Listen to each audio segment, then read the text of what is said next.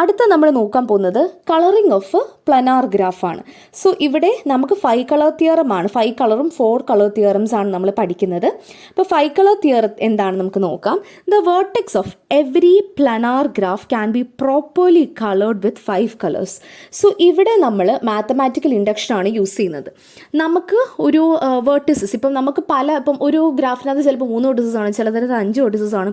അപ്പോൾ നമ്മളിവിടെ 5 colours use ചെയ്തുകൊണ്ട് തന്നെ വി ആർ ടെല്ലിങ് ദാറ്റ് ഇപ്പം ഒരു വേർട്ടെക്സോ 2 വേർട്ടെക്സോ 3, 4, 5 വേർട്ടിസസ് വരെയുള്ള ഗ്രാഫുകളെ പ്രോപ്പറായിട്ട് 5 കളേഴ്സ് വെച്ച് നമുക്ക് ചെയ്യാനായിട്ട് സാധിക്കും. സോ നമ്മൾ അസ്യൂം ചെയ്യുവാണ്. So for a graph planar graph with n-1 vertices, കാരണം ഇതൊരു മാത്തമാറ്റിക്കൽ ഇൻഡക്ഷൻ ആയതുകൊണ്ട് തന്നെ we are assuming that this assumption is true for n-1 vertices. അതായത് 5 കളേഴ്സ് ഇപ്പം n-1 വേർട്ടെക്സ് ഉള്ള ഗ്രാഫുകളെ 5 കളേഴ്സ് വെച്ച് പ്രൂവ് ചെയ്യാം എന്നുള്ളത് നമ്മൾ അസ്യൂം ചെയ്യാണ്. So what are we assuming? We are assuming that for n-1 vertices we can color with 5 colors എന്നുള്ളത് നമ്മൾ അസ്യൂം ചെയ്യുവാണ്. Okay, we don't need nothing more than 5 colors. Now what are we doing? We are taking a planar graph G, കാരണം planar graph എന്നാണല്ലോ പറഞ്ഞേക്കുന്നത്. Planar graph G നമ്മൾ എടുത്തു. Okay, so ഈ ഒരു ജിയിൽ ഞാൻ ഇപ്പം എനിക്കൊരു വേർട്ടെക്സ് ഉണ്ട്. If I'm having a vertex of degree 5, okay, of degree 5 എന്ന് വിചാരിക്കുക. സോ അങ്ങനെയാണെന്നുണ്ടെങ്കിൽ എന്താണ് 5 ഓർ ലെസ് ആയിരിക്കും. Okay, so I'm taking a vertex V. അപ്പോൾ ഈ ഒരു വേർട്ടെക്സ് വിനെ ഞാൻ റിമൂവ് ചെയ്യുവാണെന്നുണ്ടെങ്കിൽ, എൻ്റെ ഈ ഒരു ജിയിൽ നിന്നും ഈ ഒരു വേർട്ടെക്സ് വിനെ ഞാൻ റിമൂവ് ചെയ്യുകയാണെന്നുണ്ടെങ്കിൽ ഒബ്വിയസ് ആയിട്ടും ബാക്കി വരുന്ന all the vertices can be coloured with 5 അല്ലേ? Can be coloured with 5. എന്തുകൊണ്ടാണ്? ബിക്കോസ് നമ്മുടെ അസംഷൻ എന്താണ്? n-1 വേർട്ടിസസിനെ 5 ആയിട്ട് കളർ ചെയ്യാൻ പറ്റുമെന്നാണ് നമ്മൾ അസ്യൂം ചെയ്തത്. സോ ഈ ഒരു വേർട്ടെക്സ് ബീനെ ഞാൻ റിമൂവ് ചെയ്യുമ്പോൾ again n-1 ആണ് ആവുന്നത്. സോ എൻ്റെ ഒരു പുതിയ ഗ്രാഫ് G' എന്ന് പറയുന്നത് it can be coloured with 5 colours. Okay, ഇനി നമ്മളുടെ ഈ ഒരു വേർട്ടെക്സിൻ്റെ വി അതിൻ്റെ ഡിഗ്രി 1 or 2 or 3 or 4 ആണെന്നുണ്ടെങ്കിലും നമുക്ക് 5 കളേഴ്സ് വെച്ച് യൂസ് ചെയ്ത് കളർ ചെയ്യാനായിട്ട് പറ്റും. പക്ഷേ ഡിഗ്രി 5 ആണെന്നുണ്ടെങ്കിൽ നമ്മൾ എന്ത് ചെയ്യും? നിങ്ങൾക്ക് മനസ്സിലായോ? അപ്പം നമുക്കൊരു ഗ്രാഫ് ഉണ്ട്. ആ ഒരു ഗ്രാഫിൽ ഇപ്പം ഞാൻ പറഞ്ഞു നമുക്കൊരു 5 വേർട്ടിസസ് ഉണ്ടെന്ന് വിചാരിക്കുക. അപ്പം ഈ ഒരു 5 വേർട്ടിസസ് വരുമ്പോഴത്തേനും 5 അല്ലെങ്കിൽ അത് കൂടുതൽ വേർട്ടിസസ് വരുമ്പോഴത്തേനും എല്ലാത്തിൻ്റെയും ഡിഗ്രി 5 അതിന് താഴെ ആയിരിക്കുമല്ലോ. സോ 4 ഡിഗ്രി ഉള്ള വേർട്ടിസസ് ഒക്കെ ആണെന്നുണ്ടെങ്കിൽ നമുക്ക് കളറിങ്സ് യൂസ് ചെയ്ത് റെപ്രസെൻറ്റ് ചെയ്യും. കാരണം വെച്ചാൽ 4 ഡിഗ്രി എന്ന് പറയുമ്പോൾ എന്താണ്, ഒരാളുമായിട്ട് ഇവർ ലിങ്ക് വരുന്നില്ല. അപ്പം എനിക്ക് വേണേൽ ആ സെയിം കളർ ഈ ഒരു വേർട്ടെക്സിന് യൂസ് ചെയ്യാനായിട്ട് സാധിക്കും. പക്ഷേ ഇപ്പം ബൈ ചാൻസ് ഇത് 5 ഡിഗ്രി വന്നു എന്നിരിക്കട്ടെ. ഇപ്പോൾ ഫോർ എക്സാമ്പിൾ എന്താണ്, ഇവിടെ ഈ ഒരു ഗ്രാഫ് നോക്കിക്കേ. ഞാനിപ്പോൾ ഇവിടെ വി എടുത്തു. ഓക്കെ, ഇവിടെ V2, V1, V3, V4, V5 and ഇവിടെ വി മാത്രം എടുക്കാം. ഓക്കെ, സോ ഇങ്ങനെ എനിക്കുണ്ടെന്നുണ്ടെങ്കിൽ എനിക്ക് എന്താ ചെയ്യാൻ പറ്റുന്നത്? എനിക്കിപ്പോൾ ഇവിടെ ഞാനിവിടെ ഒരു കളർ 1 കൊടുത്തു. ഓക്കെ, ഈ ഒരു വെർട്ടെക്സ് ഇതിനൊരു കളർ 2, ഇതിനൊരു കളർ 3, ഇതിനൊരു കളർ 4, ഇതിനൊരു കളർ 5 ഇങ്ങനെ കൊടുത്തുന്നുണ്ട്. നമുക്ക് ഉറപ്പായിട്ട് വിക്ക് ഒരു 6th കളറിൻ്റെ ആവശ്യം വരും. പക്ഷേ if there is a path between 2 vertices, let us assume that if there is a path between 2 vertices, അപ്പം എനിക്കിപ്പം ഇവിടെ ഒരു പാത്ത് ഉണ്ടെന്ന് വിചാരിക്കുക. ഓക്കെ, ഇപ്പം ഞാനിവിടെ ഒരു പാത്ത് ഇടുവാന്ന് വിചാരിക്കുക. അപ്പോൾ അങ്ങനെയാണെന്നുണ്ടെങ്കിൽ എങ്ങനെയാണ്? അങ്ങനെ വരുവാണെന്നുണ്ടെങ്കിൽ ഈ ഫോർ എക്സാമ്പിൾ കളർ 1 ഇവിടെ വന്നു, കളർ 3, 1, 3, 1, 3. ഓക്കെ, ഇങ്ങനെ ഞാൻ വന്നു എന്ന് വിചാരിക്കുക. ഓക്കെ, അപ്പോഴത്തേനും ഇങ്ങനൊരു പാത്ത് ഉണ്ട് എന്നുണ്ടെങ്കിൽ if there is A path between V4 and V1 അങ്ങനെയാണെന്നുണ്ടെങ്കിൽ നമുക്ക് നമ്മുടെ കളേഴ്സ് 1 and 3 ഇതുപോലെ ഓൾട്ടർനേറ്റ് ചെയ്യാനായിട്ട് സാധിക്കും.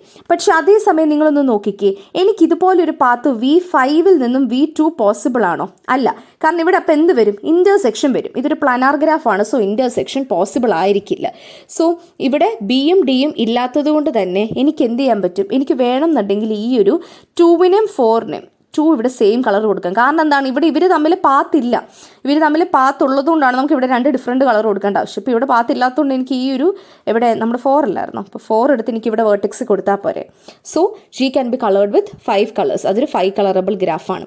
ഒന്നുകൂടെ പറയാം, നമ്മളിവിടെ എന്താണ് ചെയ്തത്? നമ്മൾ മാത്തമാറ്റിക്കൽ ഇൻഡക്ഷൻ യൂസ് ചെയ്തിട്ടാണ് ഈ ഒരു തിയറി ഇവിടെ സോൾവ് ചെയ്യുന്നത്. n-1 വേർട്ടിസസ് ആണ് നമ്മളിവിടെ കൺസിഡർ ചെയ്യുന്നത്. സോ അസ്യൂം ചെയ്യാണ് n-1 വേർട്ടിസസിനെ 5 കളറിൽ ചെയ്യാൻ പറ്റുമെന്ന്.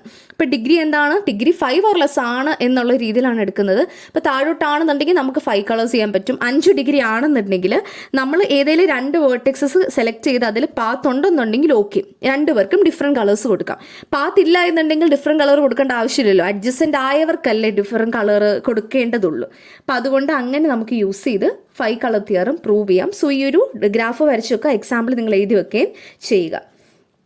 4 കളർ തിയറം എന്ന് പറയുന്നതും ഇതിനോട് സിമിലർ ആണ്. അതായത് planar graph will be having A chromatic number of 4 or less. So അതാണ് 4 കളർ തിയറം. അതിന് പ്രൂഫ് ആവശ്യമില്ല, പക്ഷെ എന്താണ് എങ്ങനെയാണെന്നുള്ളത് നിങ്ങൾ നോക്കി വെച്ചോണം. ഇനി അടുത്ത് നമ്മൾ നോക്കുന്നത് മാച്ചിങ് ഓഫ് ഗ്രാഫ്സ് ആണ്.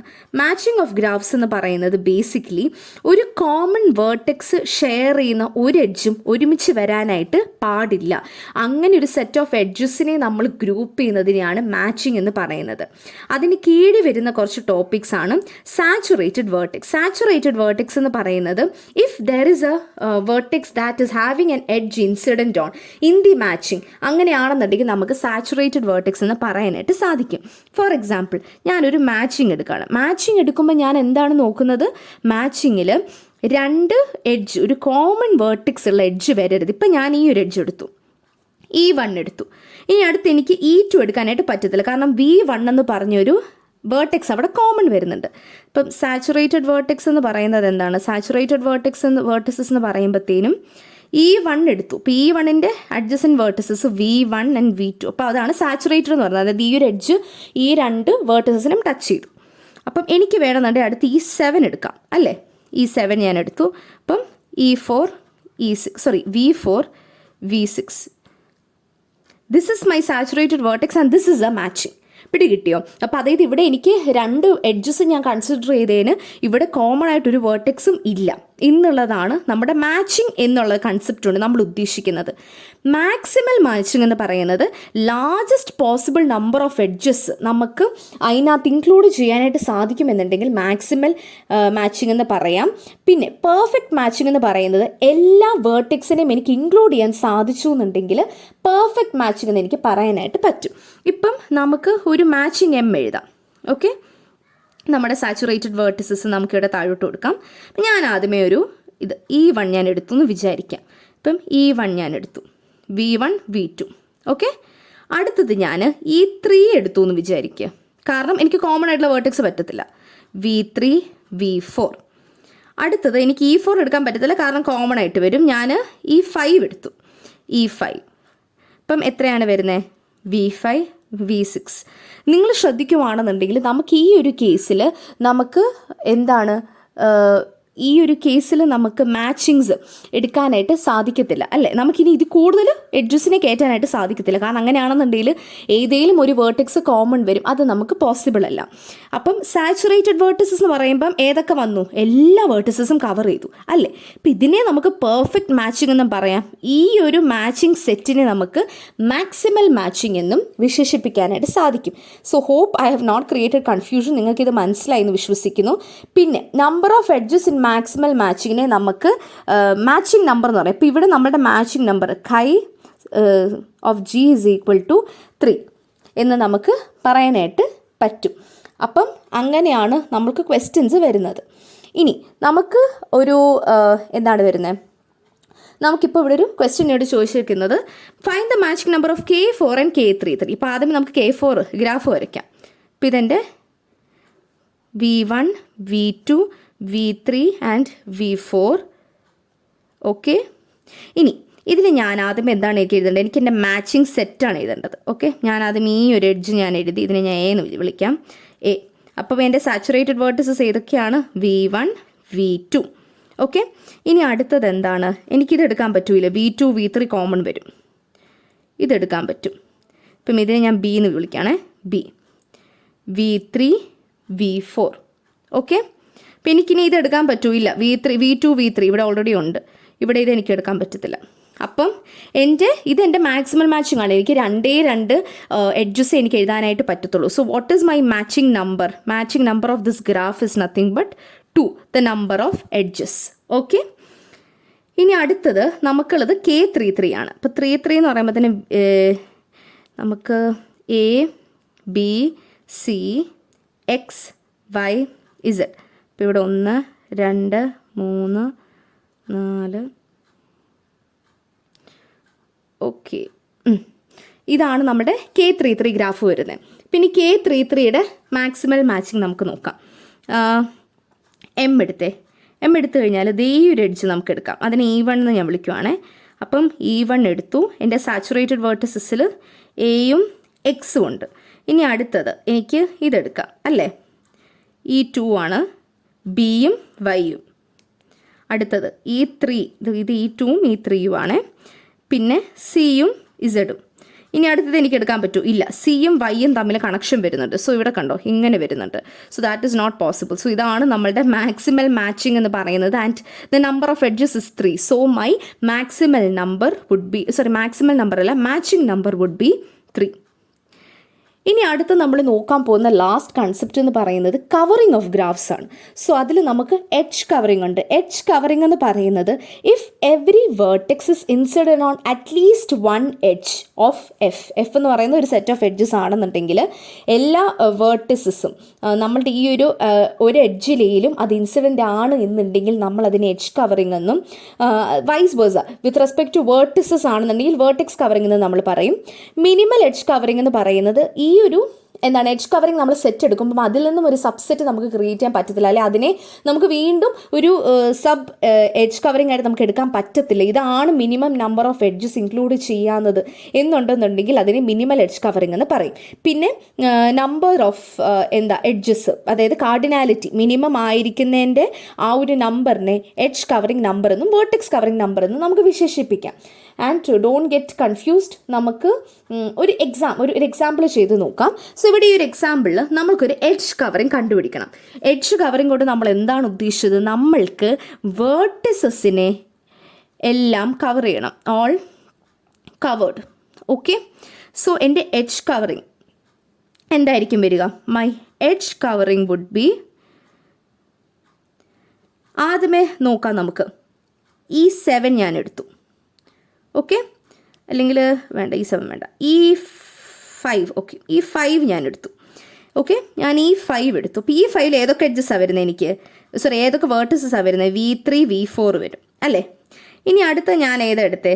ഞാൻ E2 എടുത്തു. ഓക്കെ, ഏതൊക്കെ വേർട്ടിസസാണ് ഇവിടെ കവർ ചെയ്തത്? V2ഉം V5ഉം കവർ ചെയ്തു. ഇനി ഇപ്പോൾ അടുത്ത ആരാ വേണ്ടേ? E1 എന്നുണ്ടെങ്കിൽ എനിക്ക് ഏതൊക്കെയാണ് വരുന്നത്? എനിക്ക് V1ഉം V2ഉം അല്ലേ. V2 ഓൾറെഡി ഉണ്ട് ഇതിനകത്ത്. നമുക്ക് എത്ര വേർട്ടിസസ് ആണുള്ളത്? നമുക്ക് 5 വേർട്ടിസസ് ആണുള്ളത്. സോ 3 എഡ്ജസ് എടുത്തപ്പോഴത്തേനും എനിക്ക് എൻ്റെ 5 വേർട്ടിസസും ഇവിടെ കവറായി കിട്ടി. പിടികിട്ടിയോ? അതാണ് എഡ്ജ് കവറിങ്. അതായത് എനിക്ക് എല്ലാ വേർട്ടിസസിനും എനിക്ക് ഇൻക്ലൂഡ് ചെയ്യണം when I am taking the edges. എനിക്ക് വേണമെന്നുണ്ടെങ്കിൽ എനിക്ക് വേറൊരു എഡ്ജ് കൂടെ എനിക്ക് എടുക്കാനായിട്ട് പറ്റും. ഇപ്പോൾ E7 ഞാൻ എടുത്തു കഴിഞ്ഞാൽ എനിക്ക് V1 V5 അങ്ങനെ എനിക്ക് വരാം. അപ്പം ഇങ്ങനെ എഡ്ജ് കവറിങ് നമുക്ക് ഇങ്ങനെ മിനിമലായിട്ട് എടുക്കണമെന്നില്ല, നമുക്ക് എങ്ങനെ വേണോ ഉള്ളതുപോലെ എടുക്കാനായിട്ട് സാധിക്കും.